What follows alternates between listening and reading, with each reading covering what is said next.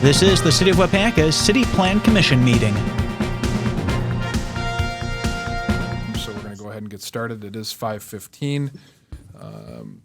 So with that being said, let's call this meeting to order. Present, we have Pat Fair. Sorry, I'm taking notes as we go here. Ivan Wayne, who is new to our Plan Commission. You wouldn't believe it, Ivan. We used to meet twice a month, and then as soon as you got on, we haven't met in like a month and a half.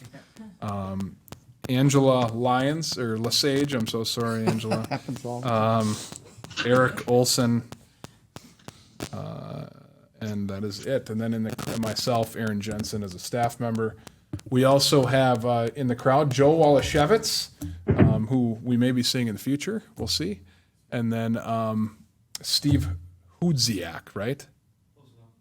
How do you say it, Steve? Correct me. Hudziak. So not really close. Okay. All right. Thank you. All right. Do we have a motion to approve the agenda? So move for approval. Second. Okay. Motion by Fair, second by Olson to approve the agenda. All in favor, say aye. Aye. Aye. All opposed? Motion carried. Approval of Plan Commission minutes from May 19th. So move for approval. Second. Motion by Fair, second by Lesage to approve the Plan Commission minutes from May 19th. All in favor, say aye. Aye. Aye. All opposed? Motion carried. All right. Oh, you know what? I'm so sorry. We're going to have to back up here. We have a public hearing. Yeah, we do. Yeah. Thank you, guys. So, all right, we're gonna vote to adjourn, and then we'll go back in session. Sure. Does that be work? fine. Do you want to make the motion for that? Yeah, I'll make a motion that we adjourn. Second. Got a motion from Fair, second from Olson to adjourn, so we can enter into the public hearing that was scheduled prior to the meeting. Any discussion? All in favor, say aye. Aye. Aye. Aye. Okay, thank you. Motion carried. We will be going back into the regular Plan Commission agenda after this public hearing. So with that, let's open the public hearing. This public hearing is set for a rezoning application, and I'm going to hand this over to Jeff Sanders, who is joining us virtually. Jeff is our zoning administrator. Jeff, would you like to set this up, please, and kind of explain to anyone watching and the plan commissioners what we are here for the public hearing? Sure thing, Aaron. Good evening, members of the commission. So the applicant has submitted an application for zoning change. The properties in question are currently zoned B5. The requested zoning change is from B5 to B1. The primary reason for that zoning change is it's a rather large lot with two structures on it. The prospective purchaser of the property, Mr. Hudziak, would prefer to own one of those structures, the one to the west on the parcel that we will be visiting shortly. In order to divide that lot, the rezone to B1 is required because the side yard setbacks in the B5 district would prohibit a land division. In other words, the setbacks are of a distance or such a measurement that there'd be no effective way of dividing the lot. So the proposed zoning change from B5 to B1 is consistent with the comprehensive plan, contingent upon a recommended change to the future land use map that we will be addressing. I should say that you will be addressing a little bit later this evening. Aside from that, I think that's it.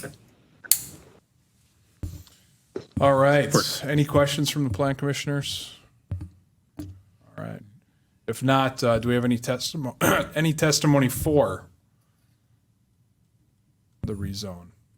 In favor of the rezone? If not, we'll close that. Do we have any testimony against the proposed rezone? All right. Hearing none, we will close the public hearing. Go right back into the Plan Commission meeting that we had already started. We'll call that to order again at 5:20. Again, Present, we do have Pat Fair, Ivan Wayne, Eric Olson, and Angela Lesage as commissioners, and then staff member Aaron Jensen. We did have an approval of the agenda already. We also had an approval of the Plan Commission minutes from May 19th. Our next agenda item was the resolution. Looks like we also will need approval of this. No, that's a special meeting minutes. So next agenda item is resolution number 1490, recommending an amendment to the City of Waupaca's 2030 comprehensive plan for 1025 Royalton Street, 1035 and 1043 Royalton Street, and 1109 Royalton Street. So this is referring to the future land use map. Let me get to the right page here.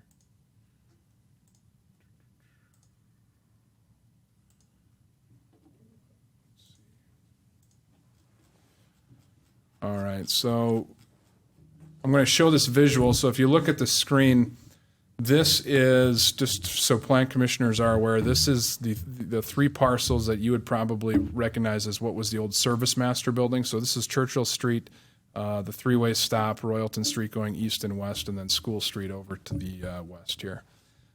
You will see that all of the orange here, which is the Churchill Street corridor, it was noted in the future land use map as neighborhood mixed use. This was simply just a kind of an oversight. Spoke with Andrew Dane as we worked through this comp plan amendment and the future land use map. These three parcels were meant to also be categorized neighborhood mixed use. They inadvertently got categorized as low density residential. This has been, that old Service Master property has been a commercial space for a long, long time, is set up like that, fits the characteristics of that part of the city, and we don't feel provides or any negative impacts on any neighboring properties being designated as that. Furthermore, that's also the categorization that does fit the rezone application that they have submitted that we'll be going through tonight. So that would make it consistent with the comprehensive plan and the future land use map. Jeff, do you have anything to add to that? Yeah, Aaron, the only thing I would add is this. If it stays as low-density residential, the only use on those three parcels would be residential. However, a transition from low-density residential to neighborhood mixed use still allows those three parcels to be potentially used in the future for residential purposes. But more importantly, it allows for them to be used in the way they are used right now. So the change is not going to exclude or preclude any future residential use, other than the fact that presumably Mr. Hujak is looking at a long viable business, and hopefully that's going to be B1 for quite some time. Thank you, Jeff. And here's kind of a little zoomed out aerial, so you can see the larger region.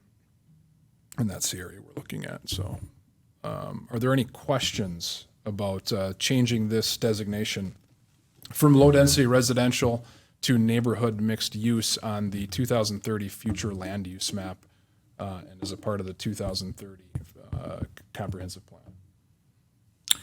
My only question is really about process. So assuming that we move forward with the idea of changing that, where does that go? Does it got to go to council and two readings and the whole 9 yards on this one? Yes, sir, it does. Yep. And it will move concurrently with this rezoning application. So the rezone will be contingent upon the future land use map change, which, like we kind of said, we don't see a reason why we would not make that change. Staff won't have anything more than that to say as we move to council. So are you looking for a motion at this time? Okay.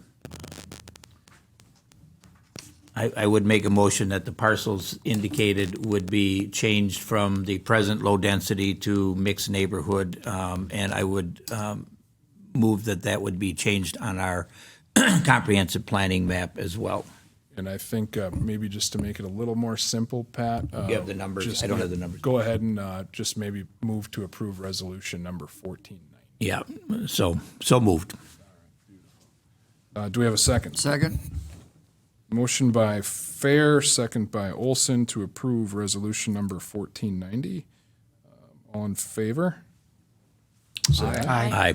All opposed? Motion carried. All right.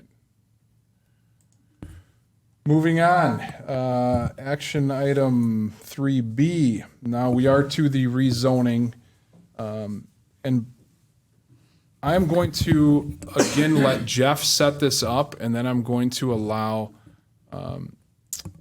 Steve to step to the podium and just explain exactly what they're looking to do there, if you're comfortable doing so. But why don't we kick it off with you, Jeff, first? Sure thing, Aaron. If you could flip that map again, I think somewhere in your packet tonight is a map showing the existing zoning classifications of 1043 Royalton. So one omission something I omitted earlier when I was speaking is there's also an RC Resource Conservation District overlay on this property. And you'll see there it is. So the property is currently zoned B5. And again, there are two structures on the property, each of which conceivably could be a principal structure. The purchaser of the property is interested in one. The current owner would retain the other one and potentially put that on the market as well.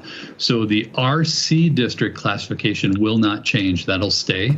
The portion that is zoned B5 will transition from B5 to B1. The zoning change is required for the reasons that I mentioned earlier. In order to divide the parcel and meet the minimum setback requirements, B1 is the appropriate classification. As Aaron mentioned earlier when he was referring to the comp plan, the properties due south and to the southeast and a little bit to the southwest are all currently zoned B1. It makes sense. It's a corner lot that currently hosts commercial uses. Staff went through the options available, the zoning districts available, and we agreed that B1 was the most appropriate. The current property owner and proposed property owner agreed as well. So that's where we are tonight. My recommendations are to approve the proposed zoning change contingent upon, not prior to, the amendment to the comprehensive plan future land use map that we just discussed a moment ago. And just to remind plan commissioners, and we do have a brand new plan commission member here, Jeff, explain why that is. Explain why we would want to be consistent with the comprehensive plan. So Wisconsin's comprehensive planning law requires that every municipality that administers a zoning ordinance, a land division ordinance, or an official map do so consistent with an adopted comprehensive plan. So the city of Waupaca recently updated and adopted its new comprehensive plan.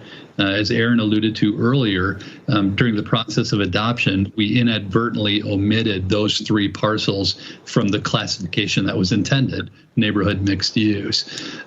So as neighborhood mixed use, they were listed as low density residential. Clearly a B1 or B5 use would not be consistent with low density residential. So the plan commission would be compelled by law to deny a rezone request. The fact is the omission was on our end. It was a staff error, and we're going through the process of correcting that. Once that correction is made, neighborhood mixed use allows for a business district zoning classification. So whether it were to stay B5 in its current state or rezone to B1, both of those would be consistent with the comprehensive plan. Hope that wasn't too scattershot. No, thank you, Jeff. And just for the plan commissioners' information, we did actually have a couple of neighboring property here, some owners of a neighboring property before the meeting. Was able to talk to Steve and us as staff and get some of their questions answered. But they received notice because of the public hearing notice. So far, those are the only things we've heard. Aaron, excuse me. Could you just remind us how far out do those notices go in a public hearing? Is it within 1,000 feet or 500 feet or something like it, isn't it? Yeah, it is. And that's a fantastic question. Is it 200 feet? 200 feet. Thank you, Steve. Jeff will probably know. Yeah, Jeff, do you know that for sure? I believe it's 200 feet as well. Thank you very much, Jeff. Okay, thanks. Rhonda is our notification specialist, so if she's listening, she's probably laughing at me. I'm sure she would be listening on her vacation. Yeah. I suppose I am, so. Any other questions? All right.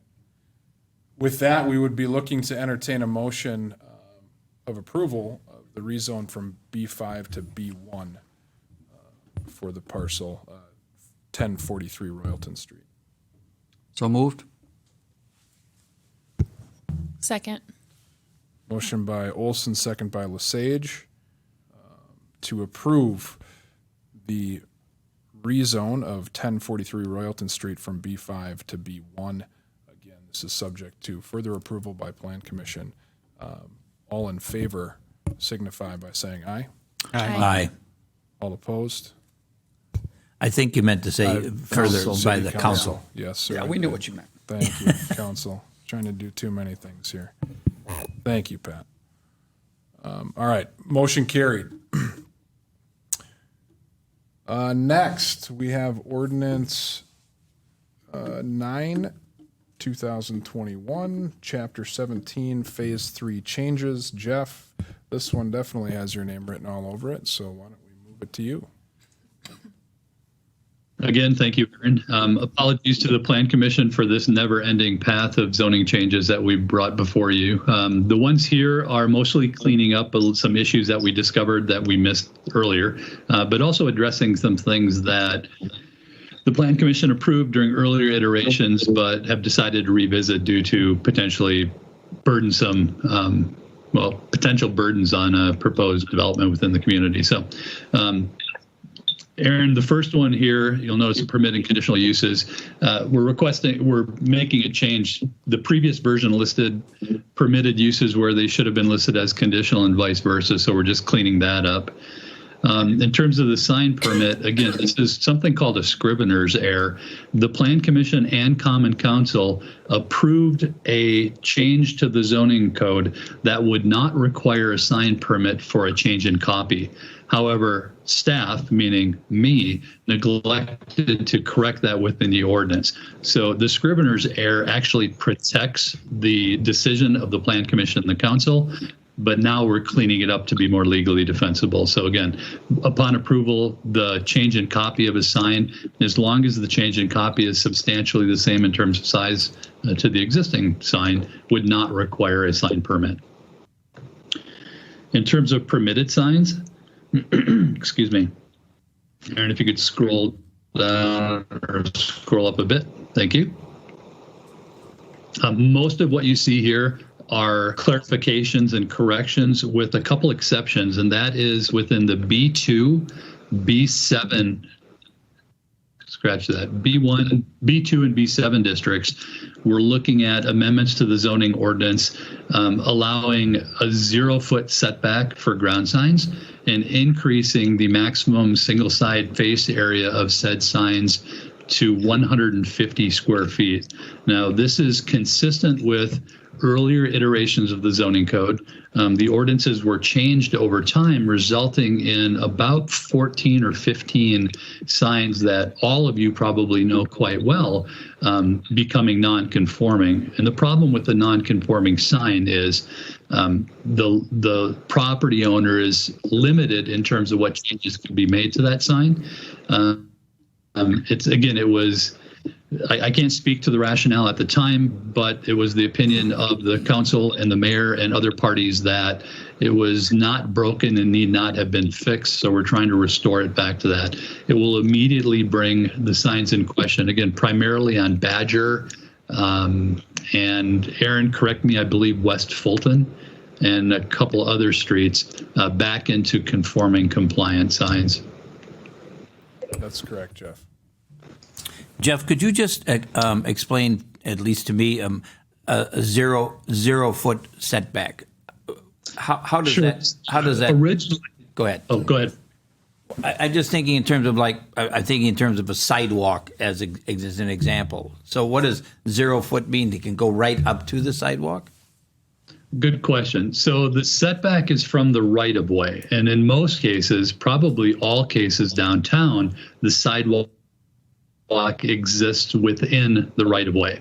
So wherever the boundary of that right-of-way is, and again, probably somewhere to the landward, for lack of a better word, side of the sidewalk, a sign structure can be located right up against that. Now, the structure cannot overhang into the road or into the right-of-way, so it's not that the pole can be right there. It's the structure itself can be set back at 0 feet.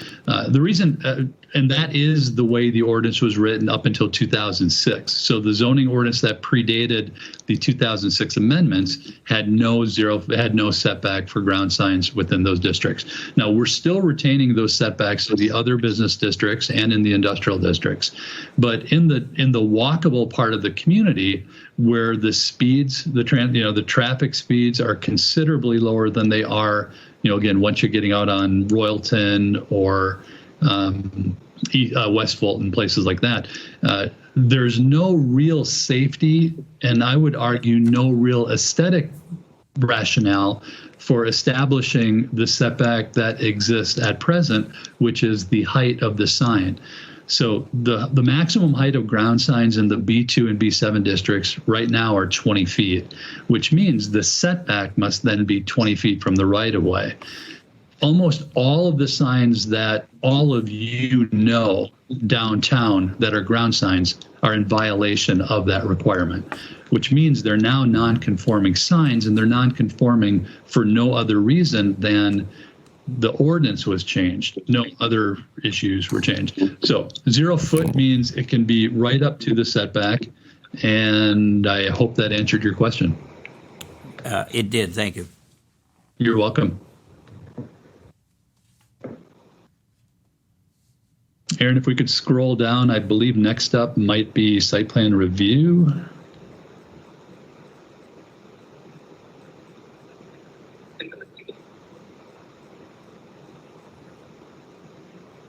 Oh, multi-tenant signs. Yep, keep going. Oh, historic wall sign. Sorry, Aaron, could you roll back a little bit?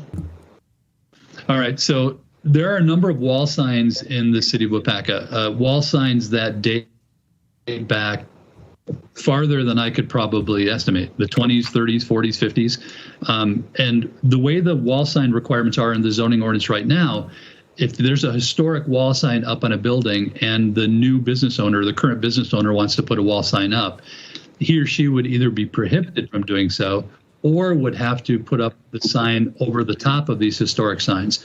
So what we're recommending is that historic signs that meet the definition you see here, and they'll meet the definition that comes a little bit later in this these amendments before you, be allowed to stay in place without factoring into the calculation regarding maximum square footage or maximum number of wall signs. And the reason is they're tied to the cultural history of the community. The vast majority of them are aesthetically pleasing, they're landmarks, and frankly, they should be maintained and retained into perpetuity. So that's a recommendation we're making. We'll get to the definitions in a little bit, but this one's relatively new. There aren't a lot of communities in Wisconsin that I'm familiar with that have actually established these kinds of protections. They're much more common on the East Coast and places like Las Vegas, which are interested in protecting historic signs. So I'd be happy to address any questions the Plan Commission has regarding this matter.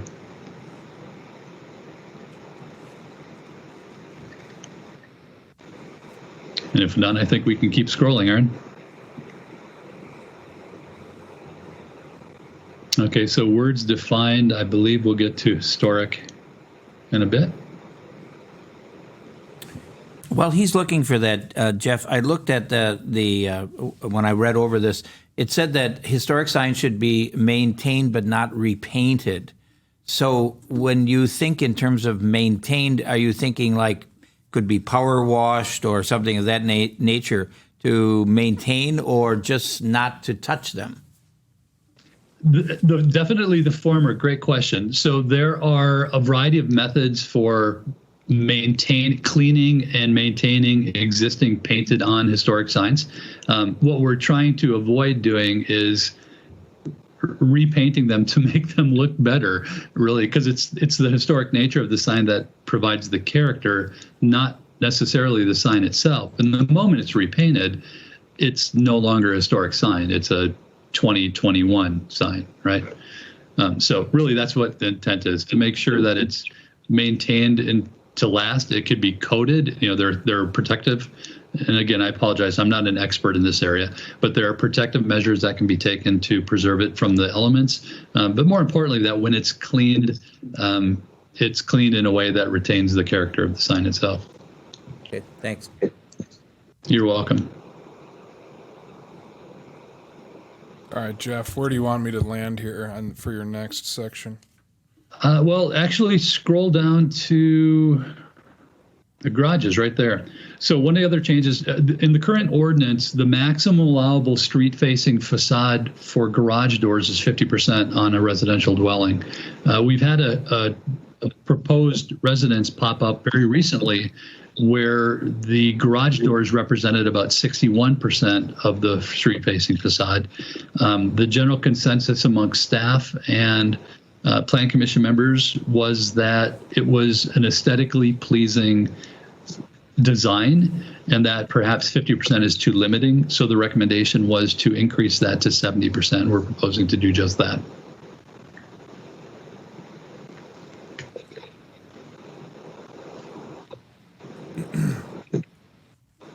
I think we've talked about the signage stuff here. Good example right there, by the way, Aaron, if you can back up. So that's an example of a sign that it has character, and if it were to be repainted, I think that character would be lost.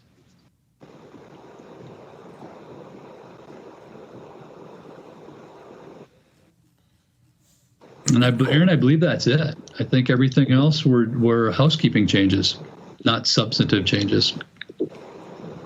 Okay, and again, this will also move to City Council for a first and second reading and a public hearing. So with that, we would be, if there are not any more questions for Jeff or further discussion, we would be looking for a motion to approve. Move to approve. Second. Motion by Olson, second by Fair, to approve the Chapter 17 Phase 3 changes. All in favor, I should say, any discussion? No discussion, all in favor, say aye. Aye. All opposed? Motion carried. Okay, keep going, Jeff. Discussion on enforcement of temporary signage in residential districts. This one was actually a previous agenda item. Plan commissioners did vote to table it. With that, Jeff, we do have it back on the agenda as we do need to go one direction or another. We did talk about sending out a postcard and some of the challenges with that. That you can't pick and choose kind of which signs you send it to and which not. But the whole premise of this was there was complaints about political signage staying up for longer than past elections. Jeff did explain why you cannot basically enforce that temporary sign ordinance based off of content of signage. It has to be any temporary signs, which means that it would have to be Waupaca comet signs or peace signs or whatever it may be. So at one time, we talked about sending a postcard as a simple, friendly reminder, hey, this is the city ordinance, please remove your signs. We obviously saw where that could provide some pushback from those, some of those. So I think Jeff is going to kind of also talk a little more, and I think he mentioned this last time, but he'll talk to another alternative to that, which may reflect what we feel as staff are maybe some of the wants and wishes of residents just based off of what we've seen. So Jeff. Aaron, can I just interject before we get to Jeff? Absolutely. So before Jeff tells us about what we might do we have anything on the books now?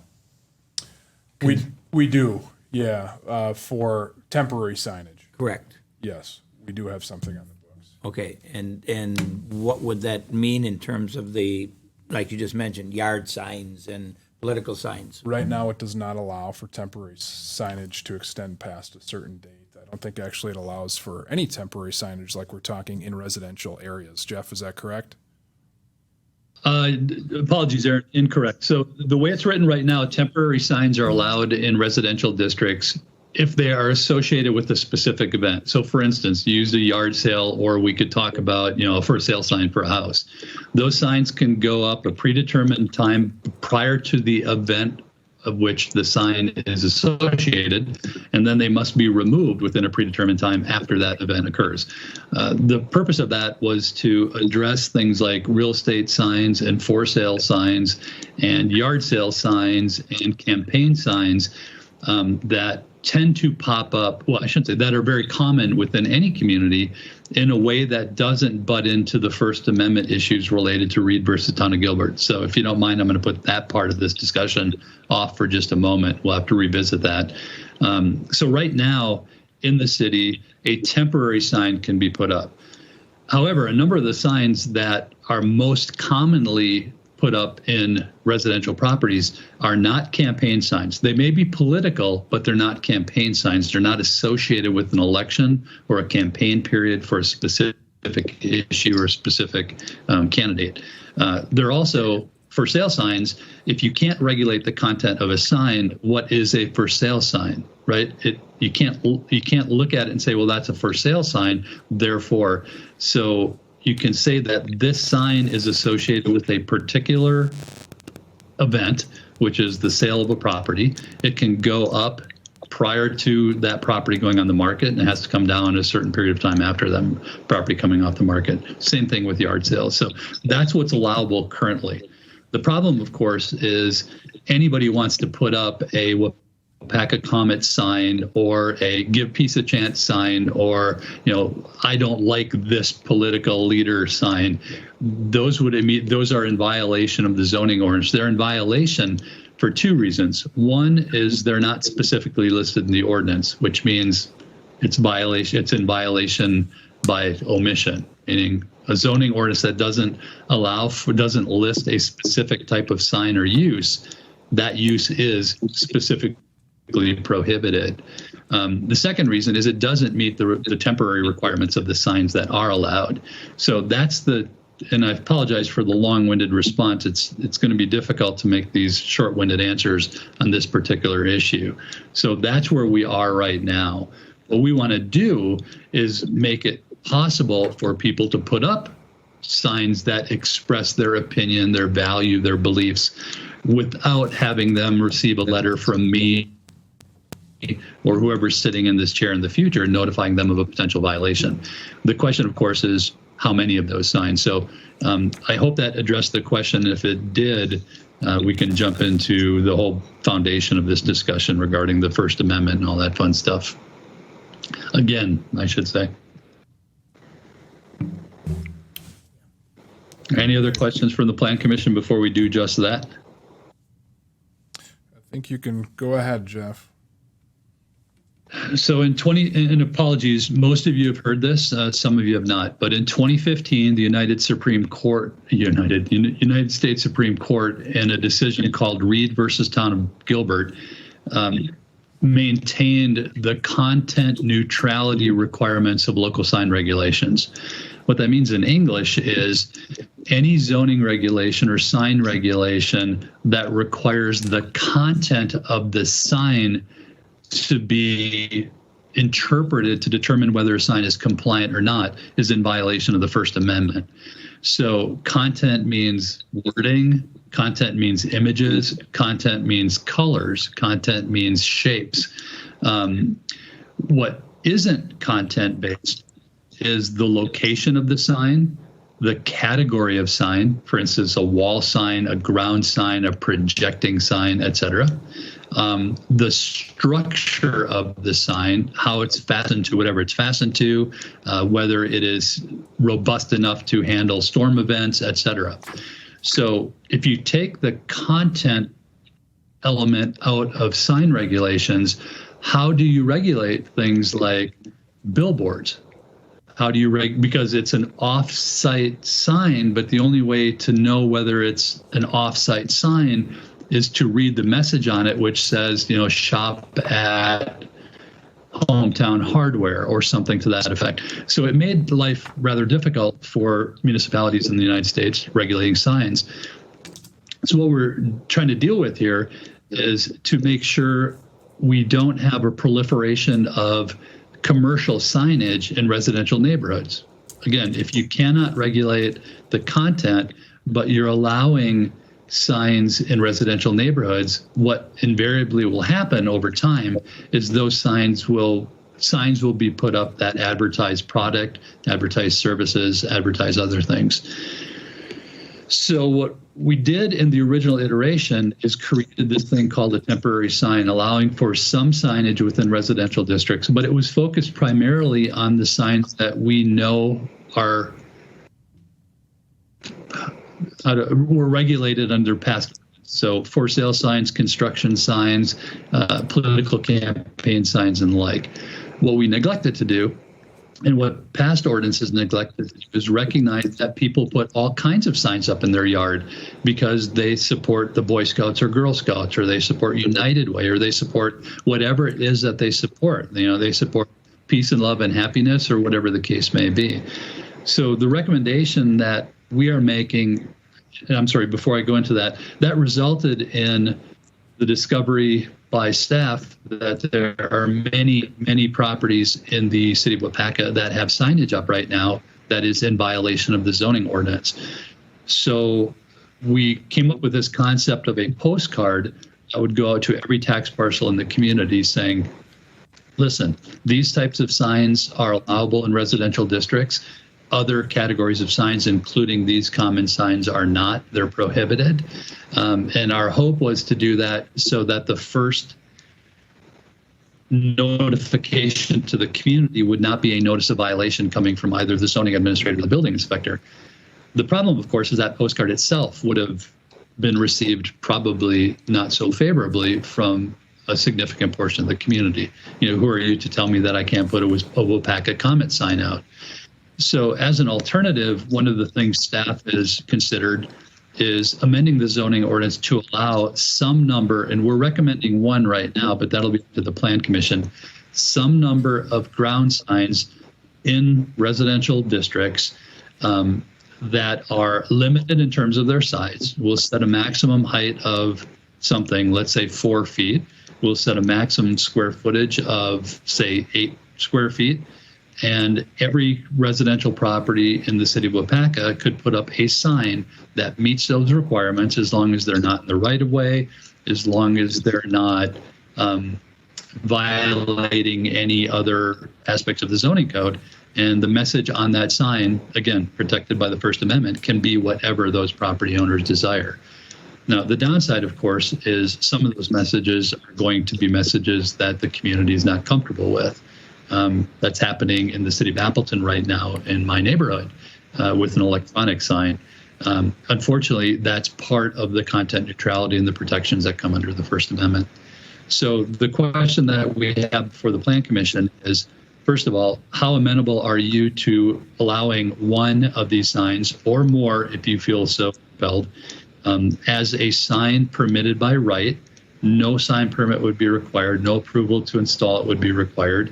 If they're installed within the terrace between the sidewalk and the road, that would be on city property, and that would be in violation. They'd be notified that they'd have to move it. But otherwise, those signs could be placed at their leisure. Before we go any farther, I think I would like to stop and listen to your comments right now. Jeff, I have one comment. Was there any discussion or consideration about a time element in terms of signage, in terms of how long a sign, and use your example of girls and boys and girls club or any of those groups that we know are pretty quote unquote positive, but if you put it up in excuse me, on August 1st, how long you could leave it up? Good question, and that was an element or an aspect of the discussions that led to the concept of this temporary sign allowable. The difficulty there is that if somebody's supporting Waupaca Comets, for instance, or supporting some other activity or event that is not tied to a specific point in time, it's more ongoing. For instance, does your support for the Waupaca Comets start when the school year starts and end when the school year ends, or is it year-round? The moment you start asking these questions, it becomes a little bit challenging to determine what the time period is associated with the sign. Put another way, if somebody has a sign that says "Don't worry, be happy" in their front yard, what would the time period be associated with that? Now, if we were to say you can put up a temporary sign for no more than, I don't know, 180 consecutive days. Well, what happens when the 180 is over? Is it 180 days per year? Is it 180 days in total? It starts to get to the point where the solution to a problem of overregulation is effectively additional regulation. So what we're suggesting is this one sign, or again, more if the Plan Commission is comfortable, that is allowable without any time restraints, without any content restraints, as long as it's located on the property owner's property, as long as it doesn't, violate other requirements in sign regulations. So it can't look like a stop sign. It cannot look like a yield sign.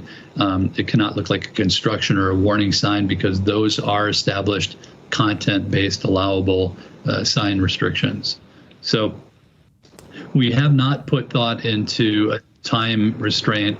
I shouldn't say, as the staff has not discussed a time parameter for these signs beyond what we did when we came up with the concept of temporary signs.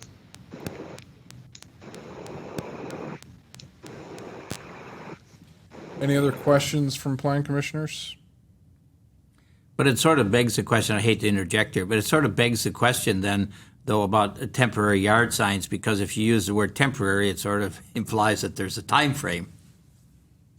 So I should, and allow me to be clear, we're not proposing to remove or replace temporary signs with this allowable sign. The temporary sign regulations that are currently in the ordinance will stay.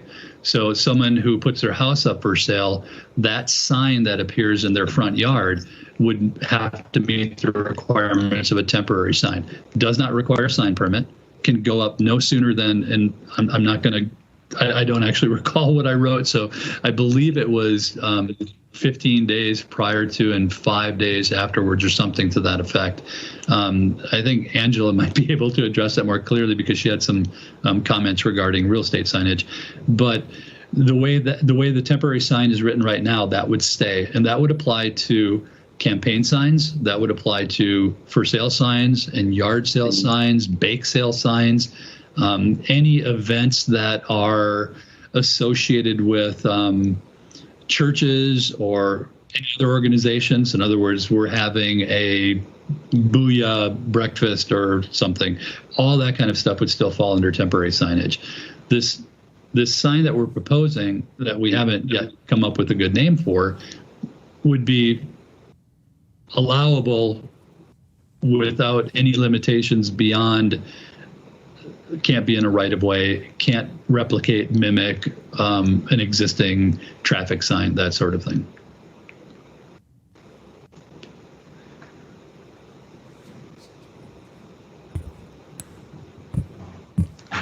Any other questions for the Jeff? difficulties is we have a state law that regulates election periods and campaign signage.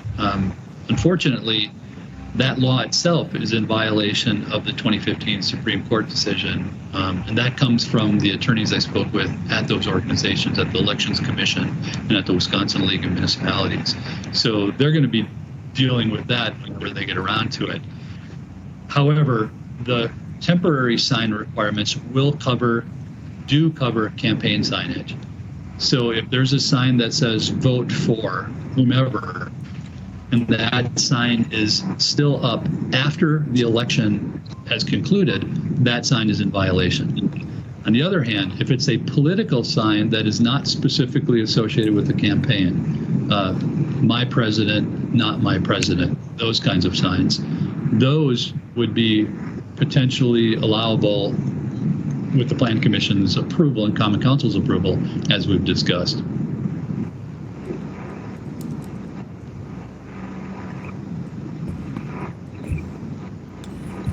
All right, Jeff, it doesn't sound like we have any further questions. So Plan Commission, I guess any discussion or any thoughts on allowing one sign per residential lot, 2, 0? What are your thoughts on the proposal, I guess?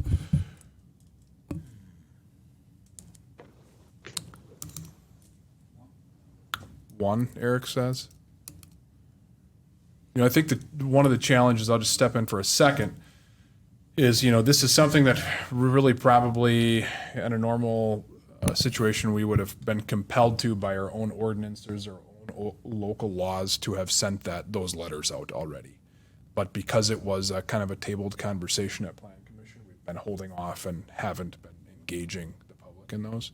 So, if it is said that 0 is the right thing, then we'll have to do that postcard as the first step. See, I don't really think it makes sense to be having to police the issue. Sending a postcard if they have their sign out, when they shouldn't. So I don't think that makes sense. So I guess 1 is what my thought is. I'm thinking about 1 though, and I'm thinking during election cycles, you see some people that endorse, for the president, for the governor, for local. Sometimes they have 3, 4 different candidates in their yard. So people, I think, are going to break that. If we have that set at 1, they're still going to put what they want to put out in their yards. At least we have something on the books, right? Well, so those ones would still be under temporary, Right. Right. not like Correct. not the Really good point, though. allowable. Not the or- temporary permanent ones. Right. Right. Correct. As opposed to Yeah. temporary. Yeah. But going along with that thought, if you had a sign out that said, like Jeff said, peace, love, and everything, great, and then you wanted to put I support the Comets, then you'd have 2, and that would then be in violation, if I'm not That's correct. correct, because neither of those are time-based. Oh, then I'm back to 1. Yeah, so you have to make a choice if you're the homeowner. Right. My question as the newest member of the Planning Commission is, what percentage of the community do you think would advocate or request more than 1? I think that the majority of the lots that we see have 1. I don't think we're seeing a lot with 2, 3, 4 of these things, unless it's in the situation where, like Eric said, during And I guess that begs the question then too, if there is a property owner that puts up not only more than 1, but puts up 3 or 4, what is the enforcement then? Does that get turned over to a letter, comes to them saying you're in violation? Is that how it's done? Yeah, a notice of potential violation would go out as the first step, and then a compliance order if it wasn't resolved. So the code enforcement officer and Jeff, as the zoning administrator, would send that out. But to clarify, they could have 1 temporary and 1 allowable, so they could have 2. Right? Like Yeah. if they put up "I love Comets" when it's homecoming, they could say, "Well, that's an event." Right. Is that? Yeah, that's a good question too. Yeah, I mean, the answer to your first question is yes, they could have a temporary and a permanent residential. Okay. Yeah, right. Good question on how are you defining what's tied to an event or not. Go Comets, and there's a game every, Jeff, I don't know if you have insight to that, but. Yeah, I think that's the potential loophole here. And what we're trying to do is make the loopholes as small as possible and as few as possible, but there are still going to be loopholes. There's unfortunately the only way to ensure that someone can't get around this is to prohibit them altogether, which is what the situation is right now, which just seems more restrictive than, in my opinion, this community would support. If I can go back to one comment, though, a question was asked of you, Aaron. The vast majority of residential lots in the city of Waupaca have no signs on them. The vast majority. If I had to guess, I'd say 90% or more. Of those remaining lots, residential lots that do have some sort of, again, Go Waupaca Comets like sign, the vast majority of those have 1. It's very, very few lots in your community, in my community, in most communities that'll have 2 or 3 or more outside of the campaign period that we discussed. And again, as mentioned, that's a different category of sign. So when we originally thought of this postcard option, we thought of it as being a somewhat kinder, gentler introduction to the fact that these signs were not allowed. But that would have gone out to everybody. Our thought now is that if we allow one sign to go out, if there is someone who has 2 or more signs and we do have to send that notice, it's not the same. It's functionally or fundamentally different than saying, let me put it a different way. One way is to say, you're not allowed to have this sign, you need to remove it. A different message is, you're only allowed to have one of these signs. The latter one feels more reasonable, I think. And I would defer to the Plan Commission to agree or disagree with that. But to say you can't have any is going to be a more difficult sell, certainly politically in the community.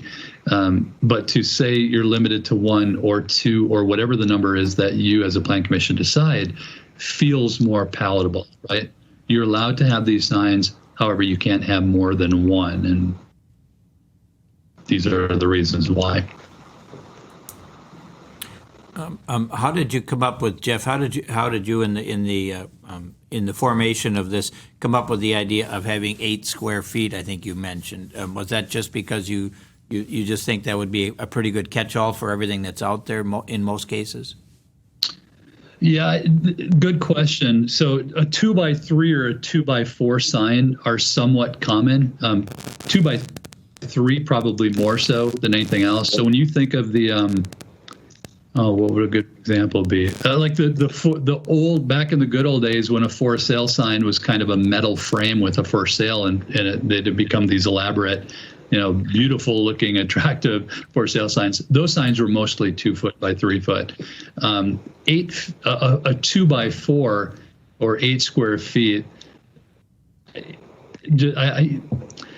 It's my recommendation. I don't know if I can defend it beyond saying it feels like a reasonable maximum amount.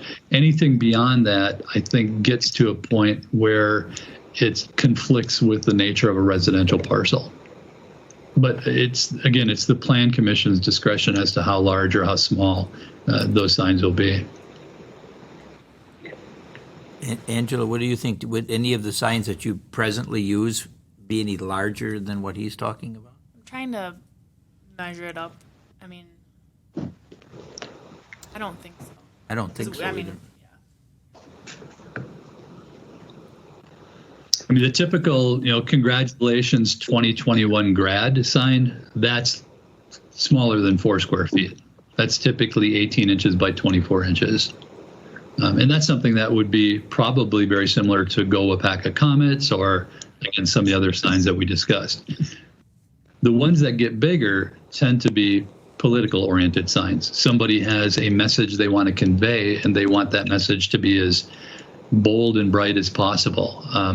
So what we would be saying is you can convey that message, but the largest canvas upon which you can do so would be 6 square feet or 8 square feet or whatever that number is. And if they chose a flag for the background, a 3x5, it's pretty typical. Alan, I didn't even know you were on here. Aaron, Alder Keelan, Aaron and I had that discussion. I was kind of hoping that issue would not come up tonight because that's more complicated still. So under sign regulations and zoning ordinances, the flag of the United States and the flag of the state in which you're located are specifically prohibited from sign regulations.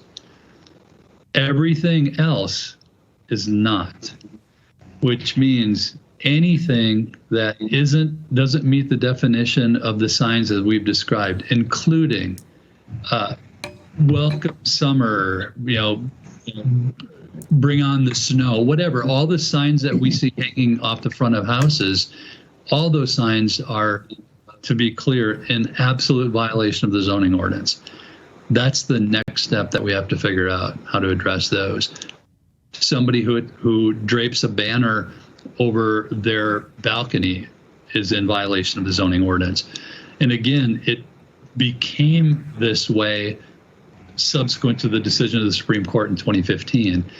We can't regulate something that's called a flag because unless it's the material, right? We can regulate something that's fabric, or it's really complicated. I truly do appreciate all the Keelan bringing it up, because it's something that has to be discussed. We're just not there yet. It's going to take some time to figure this out.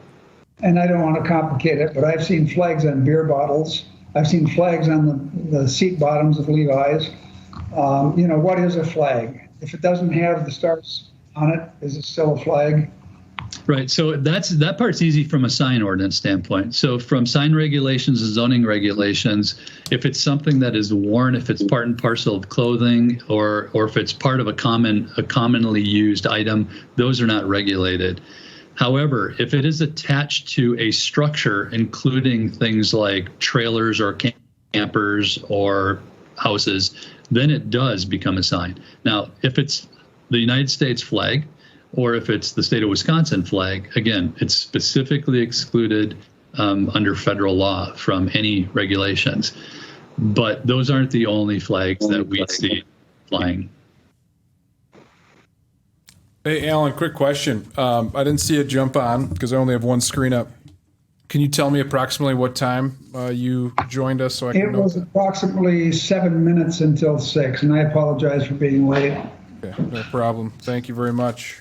Aaron, can I ask if, and this goes to Alan and Eric, of course, is the council going to get a kick at the cat in this whole discussion? Yes, because this would be changing again the ordinance, so we'd come back with a draft ordinance based on this direction to allow for the one signage. So it'd be, same process as. Okay, so the council may have some different thoughts on whether it should be one or more, or the size, and maybe give some thought to that during the time we do something with it until the next council meeting. Correct.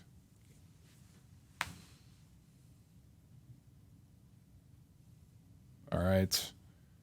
So what I have heard is one sign from a couple people. Are we comfortable, if we are comfortable, or if anyone's comfortable with the 8 square feet as proposed, someone could make that in the form of a motion tonight. Is that something that you want to check on to make sure that your signs aren't any bigger than that? I looked it up and it looks like most of them are 2 by 3 or 2 by 4. And just so I'm clear, Jeff, correct me if I'm wrong, I know you will. Those actually, the size wouldn't matter for that because those are temporary. Oh, right. Temporary signs have limitations in terms of size as well. But not this 8 square feet that we are discussing right now. Correct. I believe it's 16 square feet, possibly 32 square feet under a temporary sign in residential districts. I can pull that up quickly if you want to occupy the time for a moment. I know, Jeff, that you didn't want to get into the whole idea of flags, but if we did get to that, does that also going to have a square footage recommendation, do you think? I would suspect so, yes, sir. I'm not prepared to suggest what that square footage recommendation right, some of those would can be be quite large, and some, of course, can be quite small. I'm just trying to get an idea of 8 square feet. If we kept it uniform for when we get there, might be better than having to have 2 different sizes. But that's correct. Although the challenge there, of course, is signs are made in established sizes. And I would hate to preclude something that, I apologize. I'm just a little uncomfortable going into this discussion yet because I haven't spent, we as staff haven't spent enough time going through the process. It's something that we know that we have to address, and we will be very, very shortly. With respect to the temporary signs, right now the limit in residential districts is 1 temporary sign subject to the following, and that size requirement is 16 square feet, 16 square feet. Shall not be erected more than 15 days before, and shall be removed no later than 5 days after. Now, I do recall that Ms. Lesage had some thoughts about whether that 5 days after was too restrictive, and she may want to elaborate on that again, because that might be something else that we have to consider amending. I just said that most around this market anyways, it's usually a week after. I mean, it's pretty close, 7 days, 5 days, but that's generally what I've seen, or that's what we do in our office. The 15 days prior is kind of a moot point because that's illegal as realtors to do, so. Thank you. All right, so if someone is, please, more good discussion if it needs to be had, but if someone is willing to make a motion on what we Aaron, before that motion is made, can we ask one other question? And that is the Plan Commission comfortable foregoing any postcard at this time until we address this a little bit more clearly?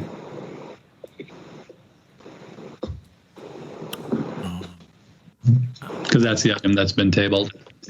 I would say that the postcard idea should, if the staff and working with Jeff feel that we should wait on that, then that'd be fine with me.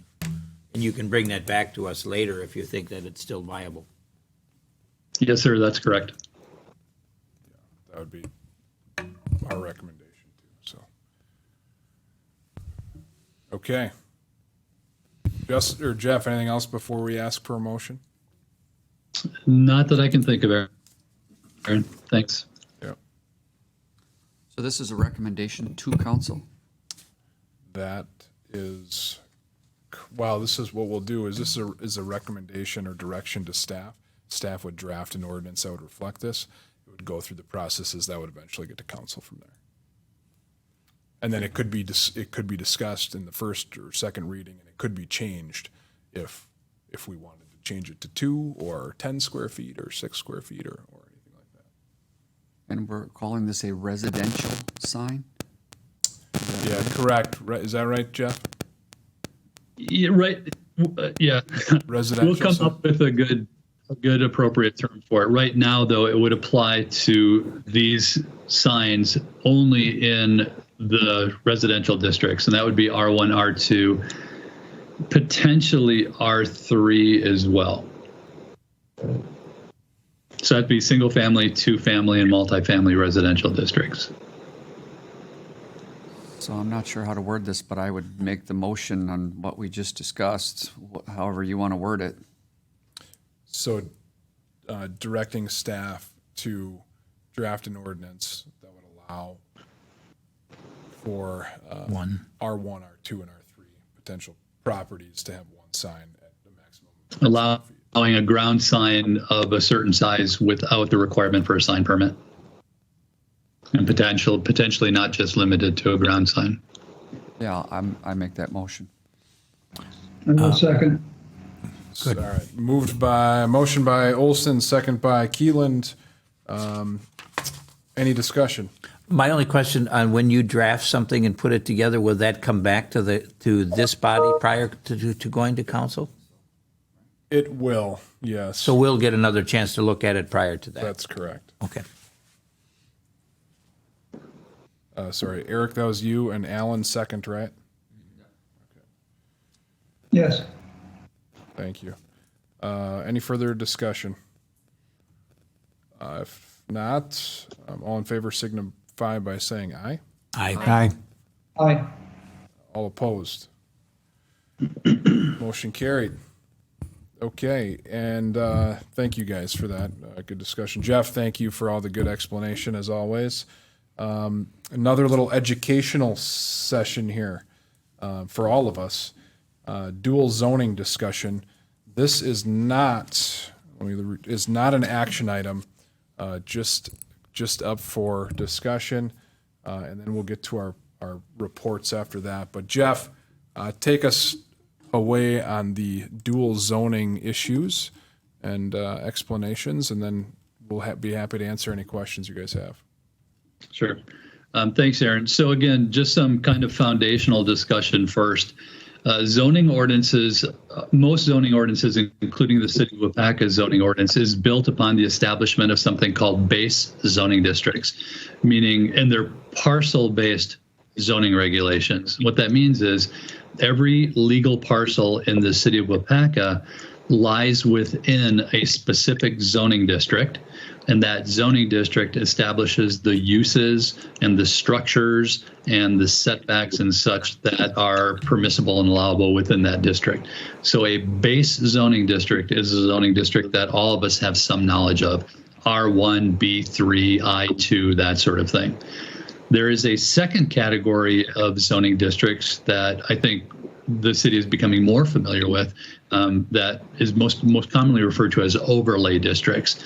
The most recent new overlay district is the Fulton Street Corridor Overlay, but existing overlay districts in the city are the EGD, East Gateway District, and the RC, Resource Conservation District.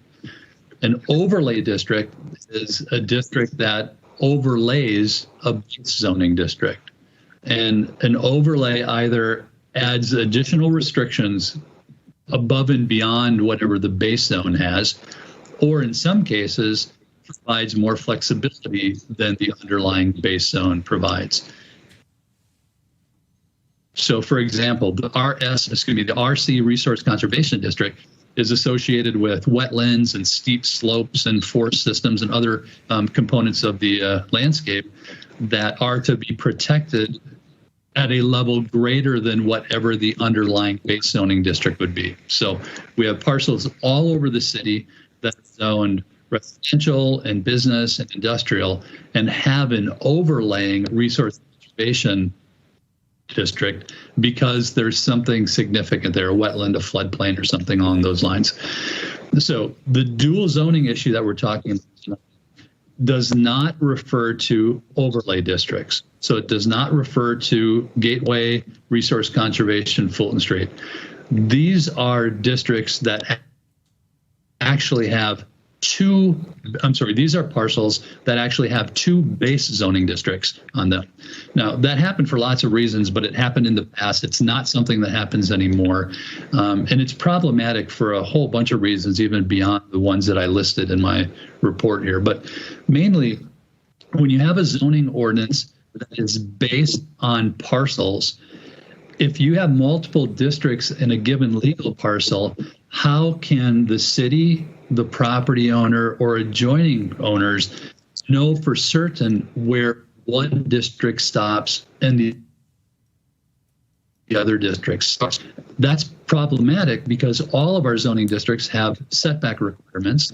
They have height requirements for structures that differ from district to district. Even when you go from B1, B2, B3, B4, et cetera, there are different sign regulations, different height regulations, setback regulations, preserved open space, and et cetera. So when you have a district, when you have a parcel that has two, or even worse, more than two zoning districts, how does that landowner build on that property? For instance, if it's R1 and R2, does the property owner get to, which one of those district regulations apply to that property? Is it the footprint that's larger? Is it the footprint that's closer to the road?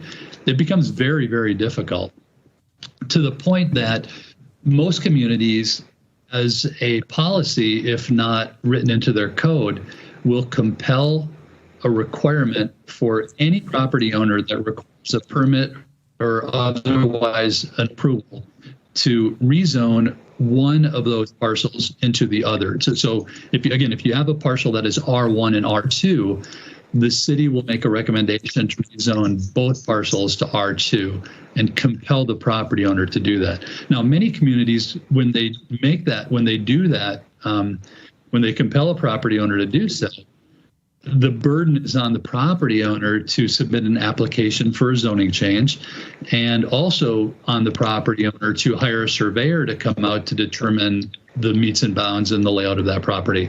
The application for zoning change is particularly problematic. I mean, there's a fee associated with it, and it's not a particularly exorbitant fee, but there's a process that has to go through. There's a public hearing requirement. It has to go to Plan Commission, 2 readings of the Common Council, et cetera. Hiring a surveyor, however, is not only financially challenging right now, but challenging over time. As any of you know who've had to contract with a surveyor recently, many of them are booked out 6 to 9 months.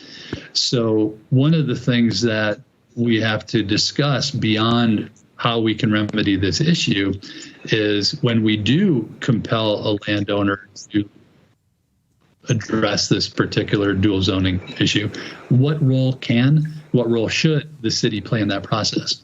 So before we jump into that, I think I would like to just take a moment and, answer any questions associated with dual zoning. You'll see the images up in front of you right now. These are just some samples of this challenge that lies before us right now. A couple of these are properties that are either pending for some sort of approval or have begun the process but are awaiting some sort of determination as to the zoning parameters and such. So again, I'll take a break and allow the Plan Commission to jump in. I live in one of those zones. I'm an R2, but I'm also in the conservation district. And not only that, but since I'm on water, I have to deal with the DNR for anything I want to do closer than 75 feet to the water. So it's just a comment. Jeff, my question would be if, And the comment. oh, sorry. I was Just quickly, the comment that Alder Keelan mentioned. So the RC issue and the shoreline zoning issue, those are effectively overlays. Unless Alder Keelan has R2 and an R1 zoning on the property, it would not fall under this dual zoning concept. So please go ahead. Sorry to interrupt. That's okay. If I'm not R1, thank you. If you were a property owner with a dual zoning like R1 and R2, does the property owner get the opportunity to choose, or is it something that has to go based upon a comprehensive plan? That's an excellent question. So clearly, any zoning change must be consistent with the comprehensive plan, as we discussed earlier. So if the zoning change, if it's for instance, let's say the parcel is R2 and R1. But the comprehensive plan identifies it as high density residential or medium density residential. There would be an argument that R2 would be the appropriate. If the comp plan identified it as low density residential, excuse me, the argument would be for R1. What if the comp plan identified it as a use other than residential? In that case, I think it would be the city's recommendation. What I would advise against is allowing the decision of the property owner to be the sole determinant of what the zoning change would be. I think we should consider their request, and if it's possible to do what they would prefer, absolutely do that. But there are going to be situations where it's either in violation of the comp plan, which is pretty clear, or what if it's consistent with the comp plan and it's an R1, R2 that is completely surrounded by other R2 parcels, and they would prefer R1, or conversely, completely surrounded by R1 and they would prefer R2. I think it would make sense from a neighborhood standpoint to go with the consistency or the preponderance of abutting property owner zoning classifications.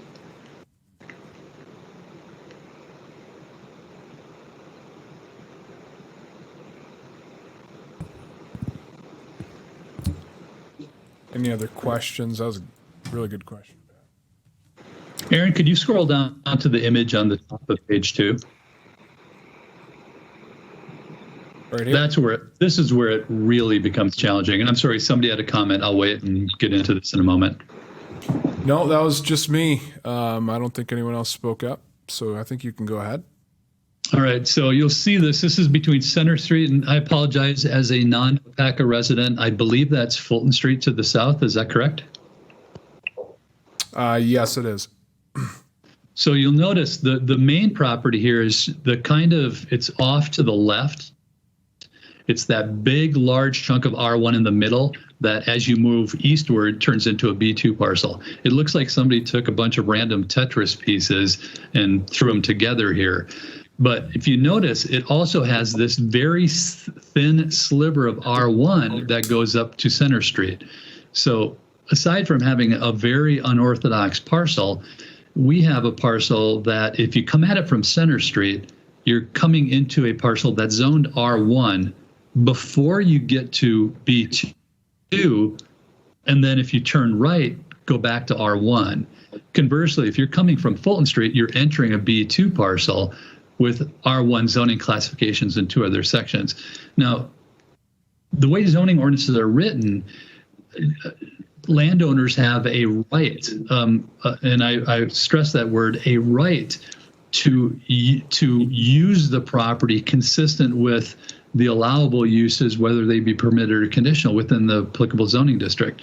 So in a situation like that lot right there, and the reason this lot is so perfect for discussion is the property owner of this lot has actually come before the city on a couple occasions, curious about what could be done with some proposals that couldn't work or didn't work or weren't approved for reasons other than the dual zoning.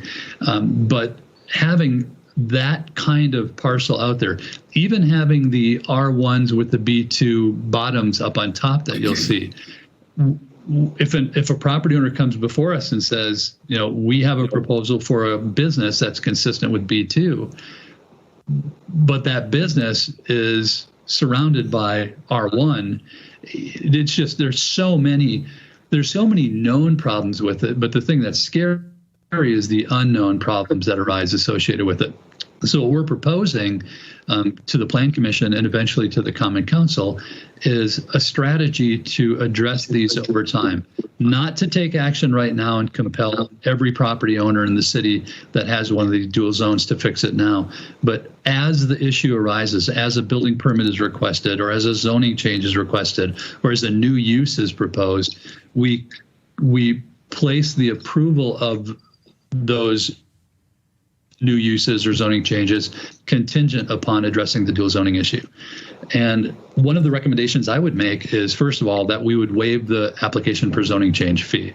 Because again, it's not something that the property owner is requesting, it's something that the city desires. And frankly, it's in the city's best interest. So I think waiving the application fee makes sense, and I think it's just fair. The question, of course, is what about the actual survey? So a survey right now, certainly on a property like that R1B2 one you see there, that survey is going to be well over $1,000. Even on a simple R1B1 parcel like you see towards the right-hand side of the image, you're probably looking at many hundreds, $500, $600, $700 for a survey to come out. Is that something that the city should consider footing the bill on? Because again, the benefit long-term is the city's, not the property owners. Is, if not footing the entire bill, is it something that the city would consider cost sharing, perhaps picking up 50% of the tab? If the city has an ongoing relationship with the surveyor, perhaps the economies of scale bring the cost overall down. And again, if whatever the Plan Commission and Council choose to do about this, I would suggest that it would occur over a case-by-case basis. Now, since I've started with the city in February of 2020, this has popped up 5 times. I suspect if Rhonda Rollins were on this in this meeting, she would be able to identify many, many, many more occurrences over the past. Now, you'll notice the first thing I wrote under the issue was that the city of Waupaca has an undetermined number of parcels hosting multiple basic districts. When I wrote this on 10 June, that was correct. Subsequent to this report, Rhonda Rollins actually did a search, and as it turns out, she found 147 dual zone properties, but the vast majority of those were like Alder Keelan's property, where there was a base zone with an overlaying RC or EGD or FSC district. If memory serves, and apologies if you're out there, Rhonda, I think I'm probably going to be wildly wrong here. I believe the actual number was somewhere in the 50, 60, 70 range. Now, clearly, if the city were to assume the costs associated with 50 surveys or 60 surveys in a given year, that would be, well, it would be budgetarily problematic, I think would be the appropriate term. But if you're looking at 2 or 3 or 4 of these per year over time, knowing that the greatest benefit will be borne by the city or will be accrued by the city itself, I think it makes an argument. But again, that's staff recommendation. I defer obviously to the Plan Commission, Council, and your thoughts on that matter. I had a quick question. Are you suggesting that this rezoning only happen if the property owner comes to you with one of those items that you brought up before, they need a permit or whatever? You're not saying eventually you're going to start mailing A, B, and C, hey, you need to get this rezoned. And good question. Again, that's the Plan Commission and Common Council prerogative, but my recommendation would not be to take proactive action to address it. We address it as the need arises. If there's no need for an approval from the city, there's no permit that's being required, and perhaps more importantly, if we're not aware of any external impacts associated with dual zoning, meaning there are uses on that property that are problematic for abutting property owners. If those aren't the case, it's a problem that is a potential problem in the future, not a real problem today. So I don't know that it would be equitable, fair to address that issue now. Now, again, when somebody comes before us with a rezone request or proposes a new structure or a new use on that property, at that point, I think the opportunity arises to address the issue in a way that is as unburdensome as we can be to that property owner. Yeah, that's a great question, Angela. We talked about that this afternoon, and there's a lot of reasons we wouldn't want to be proactive. A, I don't think we have the staff capacity to really prioritize that as a project right now. B, yeah, it's going to make that, but if we do help out in any way, it's going to make that budgetary number exorbitant. Yeah. And C, it may not be all that well received from property owners who weren't really looking to do anything additional development on their property. But when they do come forward with that development proposal, instead of just kind of ignoring these situations and saying, hey, let's just let it be dual zoned, let's say, hey, let's get this cleaned up right now, and hey, the city is going to help you with that. Now, to what Jeff's mentioned, I like the idea of, especially knowing that it's been 5 in the last year and a half or so. That seems like a manageable thing we could do in the budget to not cause an extra burden to a property owner that wants to improve their property, improve their tax value eventually, and get rid of this, and then also get rid of this issue. So to be perfectly honest, I have not spoken with our finance director about potential impacts of that, but assuming that we could figure that out, that would be my recommendation. I think it's would be a really good idea either in a press release or some kind of public notice saying that in the future, if this comes forward, the city will try to make dual zoning situations, will eliminate them. Just as a general statement, not that anything's going to happen tomorrow, but then at least you can go on record to say, if a property owner comes forward with some development and they're in that situation, we can say, well, this is our policy. We do want to clean this up. And then either the city has to bite the bullet on it, or whatever Jeff suggests, maybe halvesies, whatever. But at least you got a policy that says we've made a policy, or we've made a press release, or this is our intent. So that person knows, maybe even going into it, that there is going to be a change associated with your development, either this or this, because that's the way it should have been or should be. Yeah, that's a good suggestion. And does it Aaron, always? Sorry. Oh, sorry. Go ahead. There always has to be a survey done. Is that correct? In this case, there would have to be surveys done in each scenario. And in many development cases, there does, especially with our smaller city lots. Yes. And in a dual zoning issue, again, if somebody's proposing a new structure, we have to determine whether that structure is compliant with street yard, side yard, rear yard setbacks. When you have a parcel that has multiple zoning classifications, the rear yard might be 500 feet away, but the other zoning district might be 50 feet away. So at that point, staff would not be able to determine compliance with the setback requirement. So the landowner would be compelled to hire a surveyor on his or her own behalf to come out to determine exactly where that line exists based upon their interpretation of the zoning map. That's also problematic, right? Because it means somebody has to contact Rhonda Rollins and get the GIS shape files that were used to create the zoning ordinance, then measure out the distance on the parcels in the computer, take it out to the real world to determine where that line would be. That cost gets ridiculously burdensome. So in almost all cases where there's a zoning change, and where there is significant change in structures, particularly on in business districts, a survey or a plat of survey is required. If I could jump in for a moment, there's something I neglected to mention. I put in my report, but I neglected to mention. Aaron, could you scroll back to the bottom of the previous page again? So I don't think it's a problem to mention the name of the property to the right. Would you agree? Item number 3. Yeah, no, I think that's all right. It's a good All right. real-world example of what we're Where doing. Aaron has his cursor there is the Peterson Auto Sales, and the property to the right, if you notice, has the B5. Sorry, can't read it, but I believe that's B5 district to the south, and then AG Agriculture to the north. What they were proposing to do and what they're interested in doing is building another structure, and they were trying to determine whether or not they could put it on the B5, on the easternmost parcel, on their existing parcel, or somewhere in the ag footprint.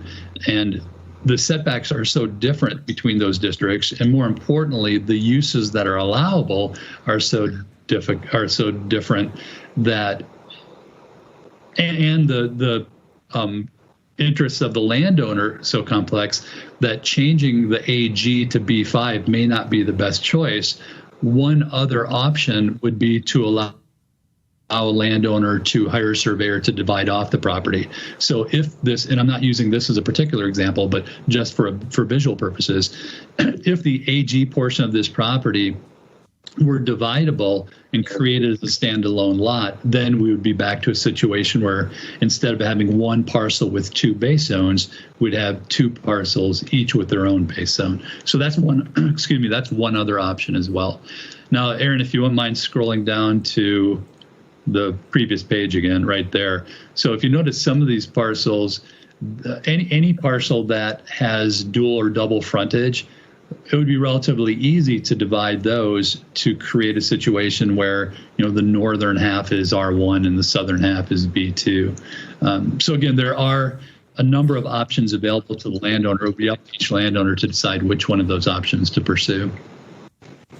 Jeff, what do you think about Pat's proposal of just creating a policy that is something that staff can follow in each of these situations moving forward? From a zoning administrator perspective, what are your thoughts on that? Yeah, if we can come up with a clear policy that is applicable across all of these parcels, I think that's absolutely what we'd want to do.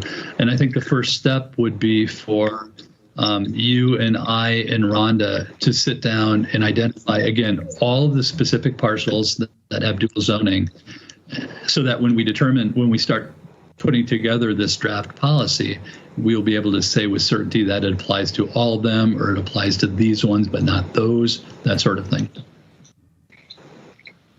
Any other thoughts on that? On maybe Pat's specific recommendation? To me, it makes a lot of sense. Yeah. Okay, Jeff, anything else on this? Do you feel like that? I feel like that is the direction here to draft a policy. Do you have any questions before we move on? So same thing, it would come back here once it's drafted. Yeah, yes, we would, because we'd want to take it to council for, how are we contributing for the survey cost? Are we not? If so, how much? So, yeah. Right. This is, in most cases, this is not codified within the zoning ordinance. You notice, Aaron, if you don't mind scrolling to page 2, a little bit higher, you see the language right there. That's the current language in the zoning ordinance as we speak. So you notice there is a requirement right now that this issue be addressed. It's just the question is, how do we go about it? And my recommendation is that we go about it in a way that is as little burdensome as possible for the property owners. Okay, Jeff, we'll work on drafting a policy that reflects that, and then while we do that, before we bring it back to Plan Commission or Council, we'll also include Kathy, our finance director, and come up with a staff recommendation on what that means as far as being as not very burdensome on any future property owners. All right, so that was a discussion point. We do not need to take formal action. So with that, I'm going to move on to our reports. So first is building permits. I'm just going to hit on some highlights. You'll notice in the packet that there are quite a few building permits. So a lot of them are residential, either new or alterations, a lot of alterations or homework.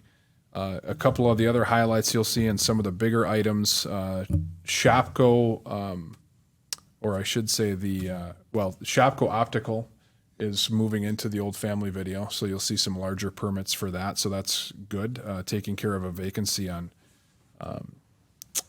Fulton Street.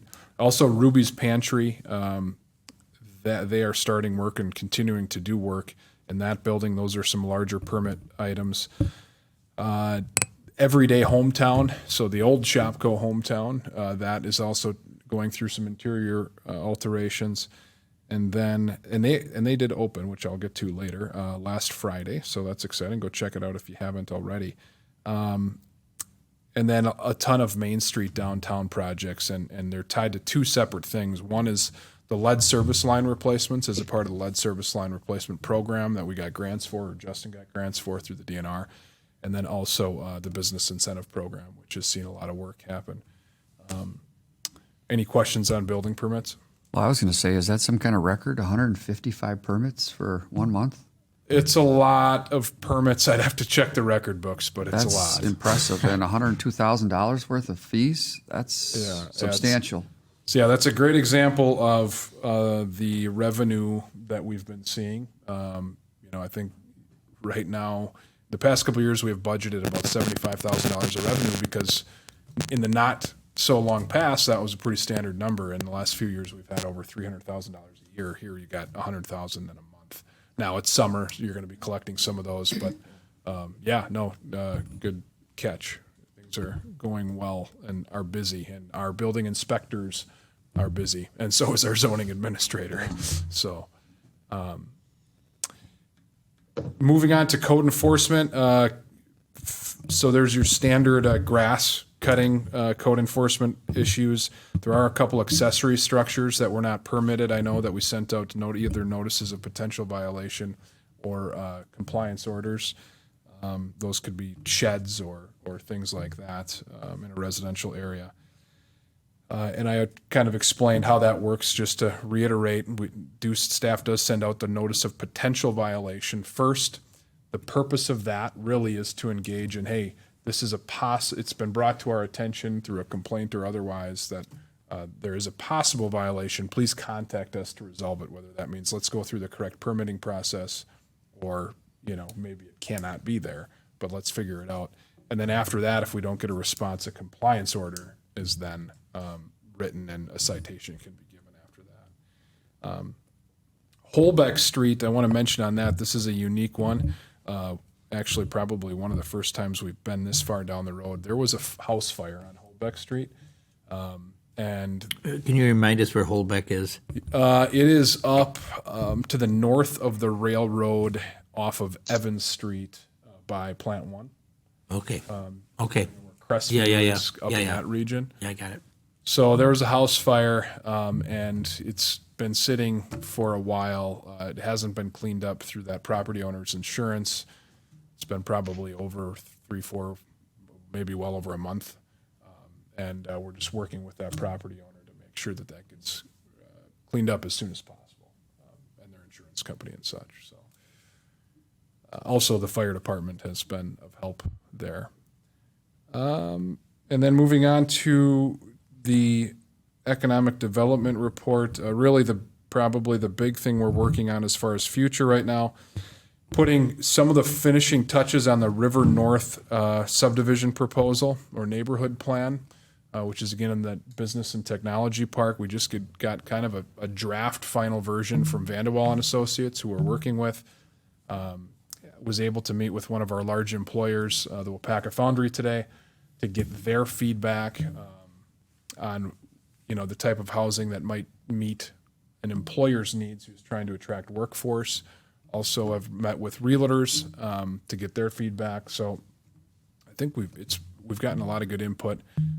Look forward to taking that to Plan Commission and City Council This one might be one of those backwards things because I think we have it on our strategic plan to bring it forward to City Council on July 20th, and you guys may see it after that. So look forward to getting your input on that. And then also some interest. Sat down with a business owner today on possible expansion in the industrial park north of Royalton Street, and also another larger project that you can expect to see north of Royalton Street in the industrial park, likely in August. Main Street downtown, it's been a great program, that business incentive program. There's been about over $350,000 worth of public investment committed so far. That's resulted in over $900,000 of total investment. So we're leveraging over 2 to 1 on our money there. And that's also, all of these things, as great as they are, and they are fantastic, also adds to that workload, and our staff's doing a great job making sure it all gets ushered through. Housing continues. I know that the housing continues to go, especially in the Eastgate subdivision. And Fulton Street, kind of already talked to the Shopco. Optical, Everyday Hometown, and then you probably have noticed the old car wash across from Dunkin' Donuts has been getting torn down. Not a development plan on that parcel yet, but there was a fire, and they're working with insurance to clear that property. Once it is cleared, I think it'll make it more attractive for a future redevelopment site. And then the last thing that kind of is economic development, as I see it, that I just wanted to highlight is Andrew and the Park and Rec Department. They've been doing a great job with the Friends of Waupaca Parks and working on a splash pad and playground kind of revitalization at Swan Park. It's a large project with both public, private, and grant funds. And we just recently got a very large donation from Community First, a $100,000 commitment to go towards that. So that certainly helps. Greg, the grant writer, also submitted a $650,000 application to the DNR for a grant. So we're hopeful that we hear back positive news in August on that. So that's moving in the right direction. Any questions from a development standpoint? Sounds good. Okay. All right. With that, that's all I have. We would be looking for a motion to adjourn, unless, Jeff, did I hear you there? Internal site plan review. Do we want to talk about this? Oh, I skipped over you, didn't I? Go ahead, Jeff. Okay, probably tired of listening to me. Oh, never. So there were only 2 in June. One was we have a new midwifery that moved into the property at 215 Jefferson Street. Those of you who are familiar, it's a historic site. Required a site plan because of the change in use. Previous use was retail. The proposed use is professional office. And we have one that's pending at Midwest Compressor LLC. They're proposing a deck on their existing non-conforming single-family dwelling. Right now, they're going through the process of site plan review. So both of these are site plans in business districts that would otherwise come before the Plan Commission, but because they are of such a limited scope and scale, they are internal reviews. And as requested, we will continue to keep Plan Commission updated as to the internal site plan reviews that occur. That's all. The only thing, I'm glad you mentioned that. The only thing I do want to add to that is that Jeff is reporting on the internal site plan review of these. That's stage 1. Then there's the building code component. So I know one of those is working through building code things. So just because it got through internal site plan review doesn't mean that they've moved in and started that business. It may be in that stage too. So. All right.